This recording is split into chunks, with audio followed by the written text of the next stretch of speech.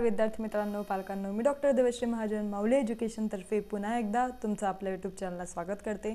आणि जर तुम्हाला नीट रिलेटेड अपडेट्स पाहिजे असतील तर नक्की लवकरात लवकर चॅनलला सबस्क्राइब करा आणि सर्व जे नीट रिलेटेड अपडेट्स आहेत ते तुमच्या नोटिफिकेशन बारमध्ये येण्यासाठी फक्त जे बेल आयकॉन आहे त्यावर क्लिक करा, म्हणजे सर्व नोटिफिकेशन्स तुमच्यापर्यंत पोहोचून। आज आपण जे काउन्सिलिंगमध्ये नीट 2026 काउन्सिलिंगमध्ये काय काय बदल दिसताय, प्लस मागच्या वर्षापासून या वर्षामध्ये आपल्याला काय शेड्यूलमध्ये बदल दिसतोय किंवा काउन्सिलिंग प्रक्रियेमध्ये बदल दिसतोय ते सर्व आपण आजच्या व्हिडिओमध्ये बघूयात। तर टोटल 5 बदल आपल्याला या पूर्ण काउन्सिलिंग प्रोसेसमध्ये दिसताय। त्यात सीईटी सेलची जर तुम्ही वेबसाईट लॉग इन केली असेल त्यावर पण तुम्हाला भरपूर बदल दिसले असतील, तर सर्व मी तुम्हाला सांगते, म्हणजे तुम्हाला लक्षात येईल की आपल्याला काउन्सिलिंग कशी करायची आहे आणि मागच्या वर्षापासून काय वेगळं ह्या वर्षी आपल्याला भेटलंय। तर शेड्यूल पहिले तर MBBS BDSचं आलेलं आहे। जर तुम्ही बघितलं असेल रजिस्ट्रेशनचं शेड्यूल तर BMS त्यात इन्वॉल्व नाहीये। मागच्या वर्षापर्यंत जे शेड्यूल येत होतं, पहिली जी नोटीस येत होती ती रजिस्ट्रेशन कॉमन फॉर ऑल म्हणून येत होती। म्हणजे जे रजिस्ट्रेशन आहे ते MBBS BDS BMS BHMS BUMS BPTH हे जे सर्व कोर्सेस आहे A to Z, group A, group B, group C या तिघी ग्रुपसाठी जी नोटीस आहे ती येत होती, म्हणजे सर्वांसाठी कॉमन येत होती। पण ह्या वर्षी असं झालं की शेड्यूल जे ते फक्त MBBS BDS साठी आलं, जे रजिस्ट्रेशन आहे ते फक्त MBBS BDS साठी आलं। मागच्या वर्षी पण चॉईस फिलिंग जी आहे ती MBBS BDS चीच व्हायची वेगळी, BMS BHMS ची वेगळी व्हायची, ग्रुप C ची वेगळी व्हायची, पण रजिस्ट्रेशन सर्वांसाठी कॉमन होतं। पण ह्या वर्षी ते पण त्यांनी वेगवेगळं केलेलं आहे। आता आपल्याला ही मोठी शंका आहे की आम्ही आता BMS ची काउन्सिलिंगसाठी रजिस्ट्रेशन केलं पाहिजे का की नाही केलं पाहिजे। तर मी तुम्हाला आधी सांगेल की उगाच रिस्क घेऊ नका। आपल्याला जेव्हा BMS ची नोटीस येईल तेव्हा आपण करूच काउन्सिलिंग, तेव्हा आपल्या हातात ते BMS साठी पण रजिस्ट्रेशन करायला तितकाच वेळ देतील जेवढ्या ते MBBS साठी करायला देतील। तर का उगाच घाई करायची आहे, कारण जर रजिस्ट्रेशन फी परत एकदा भरावं लागली तर, जर MBBS साठी 1000 आणि BMS साठी परत 1000 भरावं लागली तर हे आपल्याला अजून क्लिअर नाहीये। हे इन्फॉर्मेशन ब्राउचरमध्ये पण दिलेलं नाहीये। जर तुम्ही हेल्प सेंटरला कॉल करणार आणि त्यांच्यासोबत जर डिस्कस करणार तर त्या गोष्टी क्लिअर होतील, पण अजून तरी त्या गोष्टी क्लिअर नाहीये। म्हणून मला वाटतंय की आता ज्यांना फक्त MBBS BDS करायचं आहे तेच लोक रजिस्टर करा। ज्यांना ग्रुप B म्हणजे BMS BHMS साठी अप्लाय करायचंय ते उगाच इथं रजिस्टर करू नका, म्हणजे सेम वेबसाईट ला पण आपल्याला BMS BHMS चं रजिस्ट्रेशन येऊ शकतं, फक्त चॉईस फिलिंग वेगळी येऊ शकते। पण तरी एकदा रजिस्ट्रेशनची वाट बघा, नोटीसची वाट बघा आणि तेव्हाच आपण BMS चं जे रजिस्ट्रेशन आहे ते नंतरच करू। आता ही गोष्ट झाली आपली कुठली तर शेड्यूल चेंज बद्दल, की मागच्या वर्षापासून या वर्षी शेड्यूल कसं बदललेलं आहे।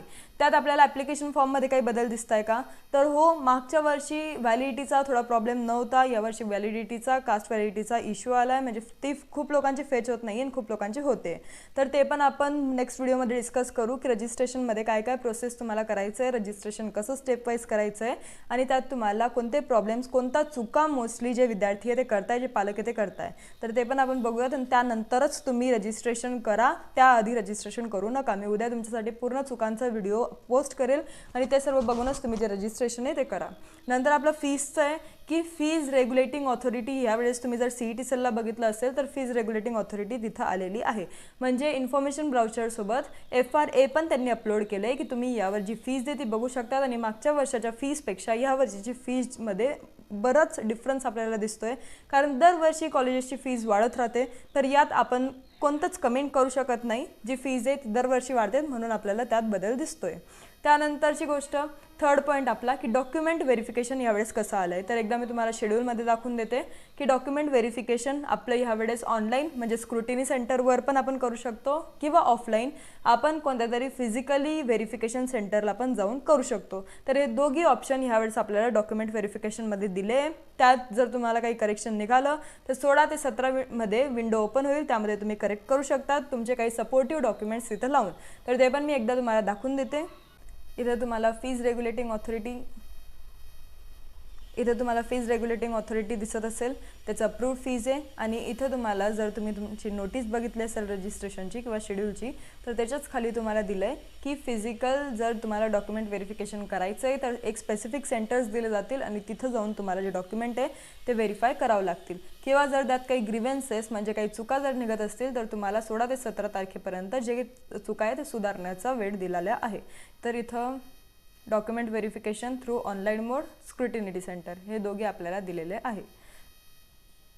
इथे इम्पॉर्टंट इन्स्ट्रक्शनमध्ये परत एकदा त्यांनी सांगितलेलं आहे की candidates opting for physical document verification. जर तुम्ही फिजिकल डॉक्युमेंट व्हेरिफिकेशनसाठी जात असाल तर अलॉटेड व्हेरिफिकेशन सेंटरवर जो कोणी ओरिजिनल डॉक्युमेंट सोबतचा व्यक्ती आहे त्यानेच सोबत जावं.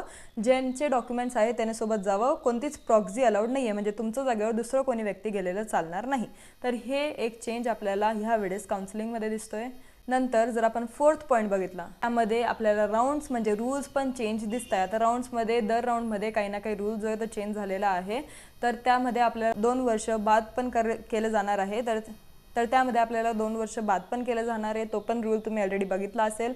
तर ते पण आम्ही तुम्हाला पूर्ण सपोर्ट करत असतो. ज्यांनी आमच्याकडे पेड काउन्सिलिंग घेतलेली आहे त्यांना हे सर्व जे रूल्स आहे ते ऑलरेडी माहिती आहे, त्यांना आपण सांगितलेले आहे. आणि सर्व रूल्स आणि चेंजेस जे ते टाईम टू टाईम त्यांना अपडेट होत आहे. नंतर 5वा पॉईंट आहे डिजिलॉकरचा. ह्या वेळेस जे काउन्सिलिंग आहे, जे रजिस्ट्रेशन आहे, त्यामध्ये जर तुम्ही MBBS BDS साठी अप्लाय केलं असणार तर तुम्हाला एक गोष्ट समजली असेल की तुम्ही विथ डिजिलॉकर पण लॉग इन करू शकतात किंवा विदाऊट डिजिलॉकर पण लॉग इन करू शकतात. पण तुम्ही डिजिलॉकरसह केलं तर मग ते आधार ऑथेंटिकेशनसाठी चांगलं असतं किंवा अपर ID साठी इझी असतं. म्हणून जर तुमचं अजून डिजिलॉकर बनलं नसेल तर डिजिलॉकर बनवून घ्या आणि त्यासोबतच रजिस्ट्रेशन जे ते कंटिन्यू करा. आमच्याकडे जर तुम्हाला पेड काउन्सिलिंग घ्यायची असेल तर हा नंबर दिला गेलेला आहे. इट्स 8275518480. खाली नंबर दिला आहे. त्यावर तुम्ही फक्त आता व्हॉट्सअपला सेंड QR मेसेज करा, कारण ऑलरेडी इतका रश आमच्याकडे आहे की आम्हाला थोडा पण वेळ नाही आहे. सध्या व्हिडिओ बनवण्यासाठी पण आपल्याला वेळ भेटत नाही आहे. तुम्ही बघितलं असेल की माझा मागच्या 2 दिवसापासून एक पण व्हिडिओ अपलोड झालेला नाही आहे, कारण सध्या रश इतकी आहे. आणि मी स्वतः फॉर्म फिलिंग करते. मी माझ्या टीम मेंबरच्या हातात, कोणाच्याच हातात जे फॉर्म फिलिंग आहे ते देत नाही. आपण स्वतः म्हणजे मी एकटी स्वतः सर्वांचे जे फॉर्म आहे ते प्रॉपरली एकूण एक भरते. आणि जे आमचे सध्या टीम मेंबर्स आहेत त्यांच्याकडे, जे सिनियर कन्सल्टंट आहेत त्यांच्याकडे इतके कॉल्स, इतके मेसेजेस चालू आहे. तर कोणाला जर QR कोड भेटला नसेल किंवा रिप्लाय भेटला नसेल तर त्यासाठी मला माफ करा.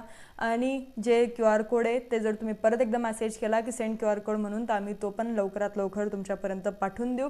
आणि जी काही फीज आहे ती नंतर तुम्हाला भरायची आहे. फक्त आता कारण आपल्या हातात जास्त वेळ नाही आहे. आणि BMS साठी जर तुम्ही रजिस्ट्रेशनची वाट बघत असाल तर आपण ऐन वेळेस काउन्सिलिंग घेत नाही. आणि त्यात आपलं आता भेटणं पण बंद झालेलं आहे. जर तुम्हाला भेटायचं असेल, जर खूप अर्जंट असेल तरच तुम्ही या, कारण इतका रश चालू आहे सध्या ऑफलाईनमध्ये पण की आम्हाला ज्यांनी पे केले नाही आहे, जे आमचे पेड मेंबर्स नाही आहे त्यांच्यासाठी आता सध्या वेळ नाही आहे. कारण पेड मेंबर्सचीच खूप गर्दी आमच्याकडे आहे आणि त्यांना आम्हाला पुरेपूर जो वेळ आहे तो द्यायचा आहे. त्याच विद्यार्थ्यांना मला पूर्ण वेळ देऊन त्यांची काउन्सिलिंग जी आहे ती प्रॉपरली करून घ्यायची आहे. त्यांना एक टॉप कॉलेज मिळून द्यायचं आहे. म्हणून मला त्यांच्यावर पण फोकस करणं तेवढंच गरजेचं आहे जेवढं मी स्वतःच्या काउन्सिलिंगवर केलं असतं. म्हणून सध्या आपल्याला भेटायला वेळ राहणार नाही. जर तुम्हाला पेमेंट करायचं आहे तर ऑनलाईन करून टाका. आणि नंतर मग जेव्हा आपलं रजिस्ट्रेशन BMS साठी ओपन होईल तेव्हा तुम्ही आम्हाला भेटू शकतात, तेव्हा तुम्ही येऊ शकतात आणि जे काही तुमचे डाऊट्स आहे ते क्लिअर करू शकतात. धन्यवाद.